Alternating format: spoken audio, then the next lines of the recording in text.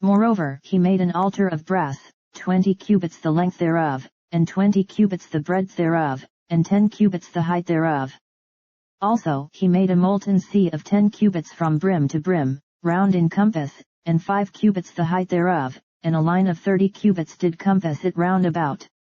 And under it was the similitude of oxen, which did compass it round about, 10 in a cubit, compassing the sea round about. 2 rows of oxen were cast, when it was cast. It stood upon 12 oxen, 3 looking toward the north, and 3 looking toward the west, and 3 looking toward the south, and 3 looking toward the east, and the sea was set above upon them, and all their hinder parts were inward.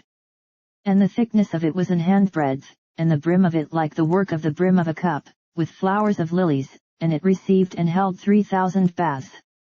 He made also 10 lavers, and put 5 on the right hand, and 5 on the left, to wash in them, such things as they offered for the burnt offering they washed in them, but the sea was for the priests to wash in. And he made 10 candlesticks of gold according to their form, and set them in the temple, 5 on the right hand, and 5 on the left. He made also 10 tables, and placed them in the temple, 5 on the right side, and 5 on the left. And he made 100 basins of gold. Furthermore he made the court of the priests, and the great court, and doors for the court, and overlaid the doors of them with brass. And he set the sea on the right side of the east end, over against the south. And Huram made the pots, and the shovels, and the basins. And Huram finished the work that he was to make for King Solomon for the house of God, to wit, the 2 pillars, and the pommels, and the chapiters which were on the top of the 2 pillars, and the 2 wreaths to cover the 2 pommels of the chapiters which were on the top of the pillars, and 400 pomegranates on the 2 wreaths, 2 rows of pomegranates on each wreath, to cover the 2 pommels of the chapiters which were upon the pillars. He made also bases, and lavers made he upon the bases, 1 sea, and 12 oxen under it.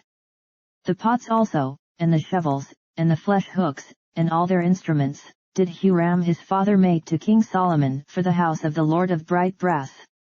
In the plain of Jordan did the king cast them, in the clay ground between Succoth and Zeredathah. Thus Solomon made all these vessels in great abundance, for the weight of the brass could not be found out.